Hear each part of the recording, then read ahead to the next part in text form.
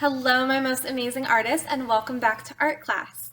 What we're going to be doing for this week's project, as you can see, we are going to be making a train, but the colors that we're going to use, the color art train, are a certain type of group.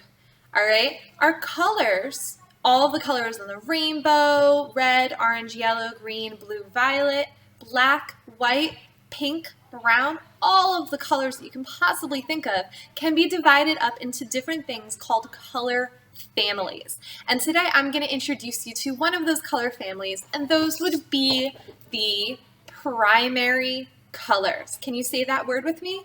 Primary colors. Good, good. So the primary colors include red, blue, and yellow.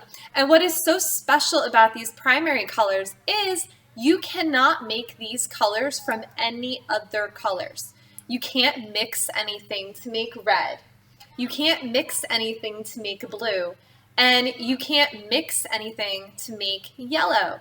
But the amazing thing about the primary colors is that if you have all three of these colors, and if you add black and white to make them lighter or darker, you could literally make any color that you want. But we're not going to talk about mixing them just yet. We'll talk about that next week. But we are going to take our primary colors and we're going to use them to color in this picture of a train that I'm going to show you how to draw. So I'm going to show you how to draw the train, and then you will be able to use red, blue, and yellow to color them in for your primary color train. Now, if you didn't do so already, you can also take a moment to watch the additional video that I've supplied for you. It is by the band OK Go singing their primary color song on Sesame Street. It's a really fun song, and it's a really fun way to remember your primary colors by having a little, tune to hum along while you're getting to learn them. All right? So if you didn't watch that video already, you could take a second, you could pause this video and go watch that one, and then you can jump back on with me, and we are going to draw our trains. So what you're going to need is a piece of paper, a pencil, and your red, blue, and yellow crayons, and let's get started.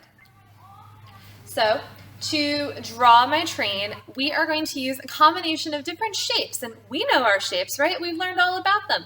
And we're going to use a combination of different shapes to put together to make our train. Now, if we were together in art class, I would have already had little square tracers for you to use, and we would have created our 3 squares. But for this case, since we're learning from home, you're just going to do your best. And those are actually the first 3 shapes that we are going to draw. Is you want to fill your paper with 3 squares to make the different cars of our train. We're going to have the engine car in the front, which is the front of the train that plows through. We're going to have a little passenger car, and we're going to put a little caboose on the back of our train. You don't want to put them right next to each other. You want to leave a little bit of space, and what you can do is after you draw your first train car, we can leave a finger space in between each square. So what I'm going to do is I'm going to draw my squares right here in the middle of my paper. I don't want to draw them toward the top because that's my sky, and I don't want to draw them in the bottom because I need room for my train tracks. So I'm going to do them right in the middle of my paper. I'm going to draw my caboose first. And you can draw 1 box there. Make it like a pretty decent box, but not too big, because remember, you need to fit 3. And a good size to put in between your boxes is a finger space. And what I mean by that is it's literally if you were to put your finger in between the box. Kind of make a little mark. And I'm going to draw another square right next to that one. They don't have to be perfect, just do your best. I'm going to do 1 more finger space, and I'm going to make my last square. So I have 4 squares for my train cars. Now the next thing I'm going to add to my train cars is I'm actually going to connect them together, because if my train cars weren't connected together, my engine car could just take off and leave the rest of the train behind, and that wouldn't be good at all, would it? So you want to make sure that you connect your train cars together so that they stick together on their little journey. The next thing we're going to give our train cars are wheels, and each train car has 2 wheels. So in total, I'm going to make 1, 2, 3, 4, 5, 6 wheels. So 2 wheels for each square, just like this. 1, 2, 3, 4, 5, 6. And remember, at any point during this video, if I'm going a little bit too fast for you, just hit pause and then you can catch right back up with me. All right, I have my train cars and my wheels. The next thing that I'm going to add are some of the details on my train cars. All 3 of my train cars have a window. Now, I've decorated them with some pretty crazy designs and shapes and stuff, but you can do whatever you want with them. But I am going to make a rectangle window. Remember, rectangles have 2 short sides and 2 long sides.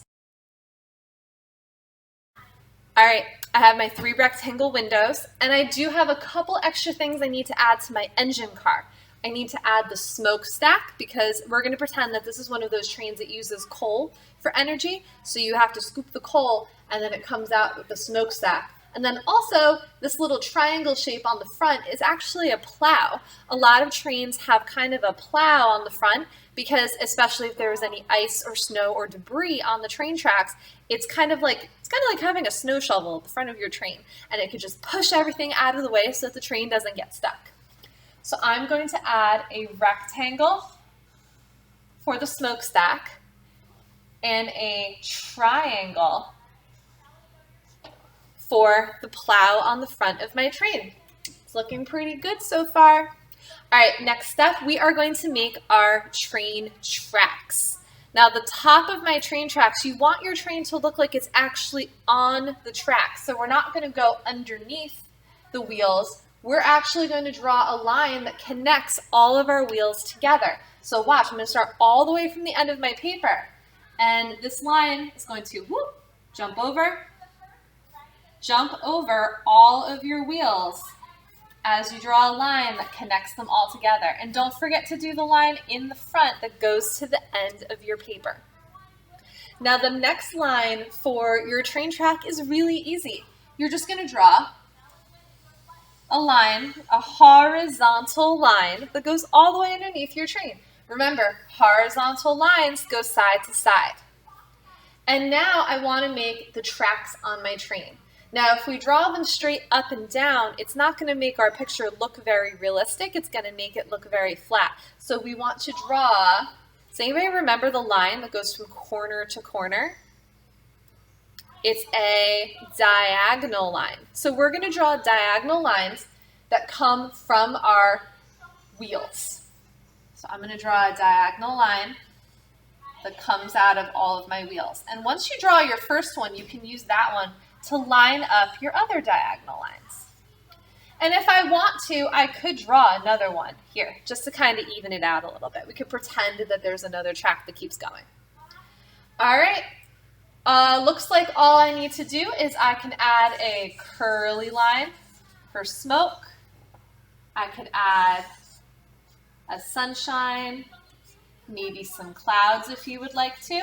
Up to you. You don't have to have clouds. Maybe you have a perfectly clear and sunny, clear sky.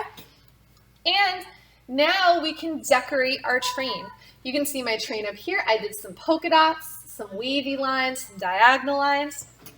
Maybe I might do, you know what? I have horizontal and diagonal lines. I don't have any vertical lines. So maybe on my one train car, I will do vertical lines to make stripes. And maybe on this car, I could do zigzag lines, like that. And I always really like those polka dots, so I'm going to stick with the polka dots on my engine car. I like to do polka dots that go off the edges of the paper too. So it's totally up to you, so you can decorate your car. And you're going to then color them in. You can use whatever coloring materials you have. Maybe you have crayons, colored pencils, markers, whatever you have at home to color in your train picture. I'm going to go add some color to mine, and I will be right back to show you what I've come up with. All right, as you can see, I am all done adding my primary colors to my train. You can color it however you want, but the only rules is that you are only allowed to use yellow, blue, and red. I decided to use crayons, but like I said, you can use crayon, color pencil, marker, whatever you have at home to color with. So you can see my two different trains here. I decided just to make my windows solid colors in this picture, but if you want to use some more of those lines that we learned about or some polka dots and different shapes, you can add those to your picture as well. So do your very best coloring. Remember, little spaces mean little coloring, not moving your whole arm around. Little coloring for little spaces. All right, so have fun. I can't wait to see your trains, and I will see you again next time. Bye.